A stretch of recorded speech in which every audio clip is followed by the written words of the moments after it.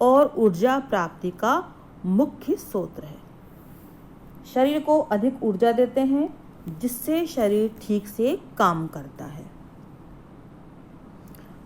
हमारे शरीर को सबसे पहले ऊर्जा कार्बोहाइड्रेट से मिलती है, इसलिए इसे ऊर्जा का प्राथमिक स्रोत भी कहते हैं। कार्बोज ऊर्जा की मांग की पूर्ति करने के लिए सबसे सरल और सस्ता स्रोत है। कार्बोज प्राप्ति मुख्य रूप से वनस्पति जगत से मिलती है। पेड़ पौधे प्रकाश संश्लेषण की क्रिया द्वारा कार्बोज का निर्माण करते हैं, जो कि ऊर्जा के रूप में हमें प्राप्त होती है। कार्बोहाइड्रेट मुख्य रूप से चावल, गेहूं, मक्का, बाजरा, आलू, चुकंदर आदि में पाया जाता है। सबसे ज़्यादा कार्बोहाइड्रेट चुकंदर और गन्ना में पाई जाती है। हमारे शरीर को ऊर्जा देने वाले मुख्य पोषक तत्वों में से कार्बोहाइड्रेट को गिना जाता है। कार्बोहाइड्रेट के संगठन को देखने पर हम देखते हैं इसमें कार्बन, हाइड्रोजन और ऑक्सीजन 1:2:1 के रूप में उपस्थित रहती है। ये कार्बनिक पदार्थ कार्बोहाइड्रेट कहलाते हैं। कार्बोहाइड्रेट में हाइड्रोजन और ऑक्सीजन उसी अनुपात में रहते हैं जिस अनुपात में जल में रहते हैं, यानी 2 भाग हाइड्रोजन का और 1 भाग ऑक्सीजन का इसमें होता है। 1 ग्राम कार्बोहाइड्रेट के ऑक्सीकरण से हमें 17 किलो जूल अथवा 4.2 किलो कैलोरी ऊर्जा प्राप्त होती है। हमारे भोजन की कुल ऊर्जा में लगभग 50 से 75% ऊर्जा हम कार्बोहाइड्रेट से ही प्राप्त करते हैं। कार्बोहाइड्रेट को देखने पर हम देखते हैं यह मुख्य रूप से इसका वर्गीकरण 3 भागों में हम कर सकते हैं। पहला हम देखते हैं भौतिक विशेषताओं के आधार पर, दूसरा है रासायनिक विशेषताओं के आधार पर। भौतिक विशेषताओं के आधार पर इसको शर्करा और अशर्करा के रूप में विभक्त किया गया है।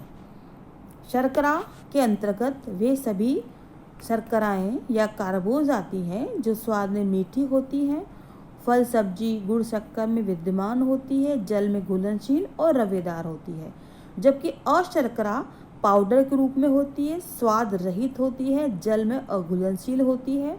पेड़ पौधों के जो बीज, जड़, तने में मुख्य रूप से पाई जाती है और इसके रवे नहीं बन सकते, अनाजों के छिलकों में भी होती है। दूसरा हमारा है रासायनिक विशेषताओं के आधार पर इसका वर्गीकरण। रासायनिक विशेषताओं के आधार पर इसको 3 भागों में मुख्य रूप से बांटा गया है: मोनोसैकेराइड्स, डाइसैकेराइड्स और पॉलीसैकेराइड्स। मोनो, डाई और पॉलीसैकेराइड। सबसे पहले हम देखते हैं मोनोसैकेराइड। मोनोसैकेराइड कार्बोहाइड्रेट में सबसे अधिक सरल शर्कराएं होती है। यह सिर्फ एक इकाई अणु से बने होते हैं। C6H12O6 इसका रासायनिक सूत्र है। सरल शर्करा होती है, ये आप इसका फॉर्मूला देख रहे हैं।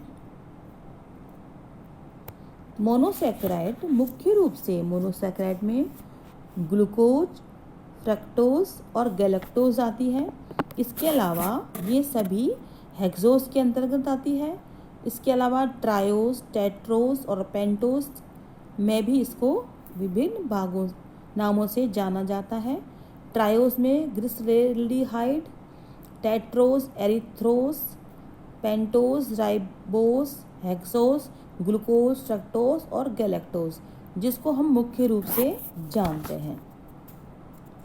इनकी मुख्य विशेषताएं ये होती है कि ये केवल एक शर्करा अणु से बना होता है। पाचन क्रिया के बाद सभी कार्बोहाइड्रेट इसी सरल शर्करा के रूप में बदल जाते हैं। इस पे 6 कार्बन के अणु होते हैं, इसीलिए इसको हेक्सोज कहते हैं। मोनोसैकेराइड शर्करा को भी दो भागों में विभक्त करते हैं अपन, एल्डिहाइड समूह और कीटोन समूह।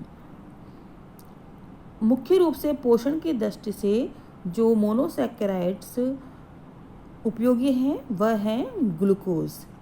तो सबसे पहले हम ग्लूकोज के बारे में देखेंगे। ग्लूकोज सबसे अधिक महत्वपूर्ण मोनोसैकेराइड्स हैं। यह फलों में मुख्य रूप से अंगूर और शहद में मिलती है। शरीर को तुरंत ऊर्जा प्रदान करने में सहायक होती है। रक्त में भी पाई जाती है। इसको रक्त शर्करा या अंगूर शर्करा भी कहते हैं। रक्त में ग्लूकोज की मात्रा 80 मिलीग्राम प्रति 100 मिलीलीटर रक्त में होती है। इसके अतिरिक्त ये कंदमूल, शहद इसमें भी पाई जाती है। बहुत जल्दी यह रक्त वाहिनियों द्वारा अवशोषित कर ली जाती है और रक्त वाहिनियों के द्वारा फिर कोशिकाओं को पोषण देकर ऊर्जा प्रदान करने का काम करती है। रक्त में उपस्थित हीमोग्लोबिन के संपर्क में आती है और वहाँ पर यह तुरंत ऊर्जा प्रदान करने का काम करती है। इसीलिए यदि किसी को चक्कर आते हो, थकावट महसूस होती है, तो हम 1-2 चम्मच ग्लूकोज पाउडर पानी में घोल के ले लेते हैं तो तुरंत ही हमें राहत मिलती है और एनर्जी मिलती है।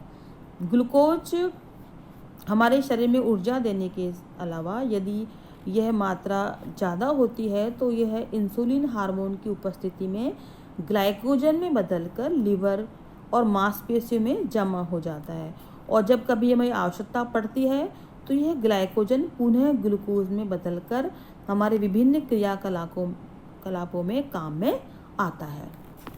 हम देखते हैं फ्रक्टोज। फ्रक्टोज को फल शर्करा के नाम से भी जानते हैं। यह सबसे अधिक मीठी शर्करा होती है। ग्लूकोज की अपेक्षा फ्रक्टोज की मिठास 2 गुना ज़्यादा होती है और शहद में इसकी मात्रा प्रचुर होती है। गन्ने के रस, चुकंदर आदि में भी ग्लूकोज के साथ साथ फ्रक्टोज पाया जाता है।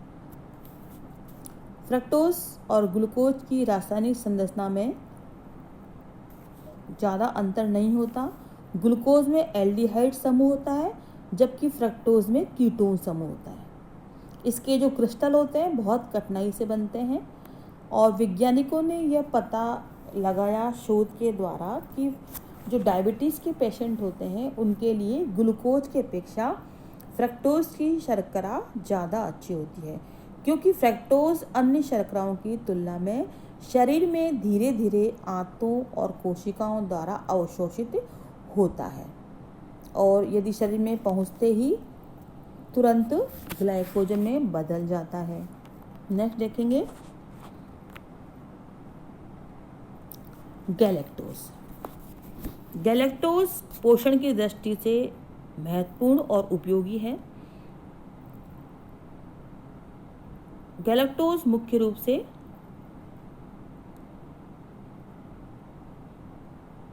प्रकृति में स्वतंत्र रूप से विद्यमान नहीं रहती परंतु खाद्य पदार्थों के साथ मिश्रण के रूप में विद्यमान रहता है।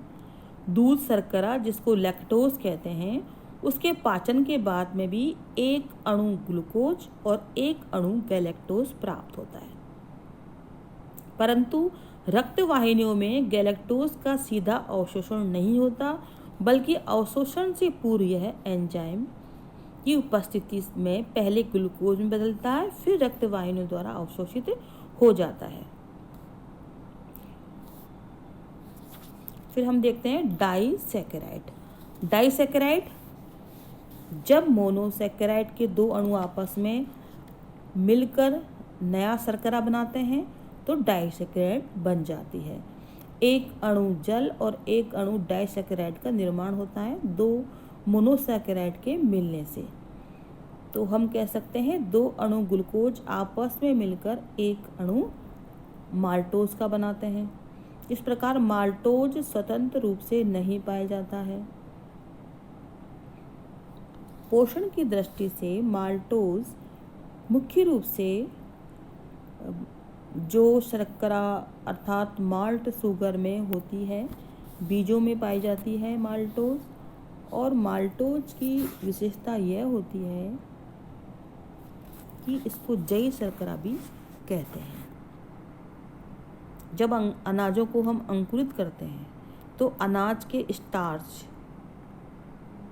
एंजाइम की उपस्थिति में माल्टोज में परिवर्तित हो जाते हैं। फिर है लैक्टोज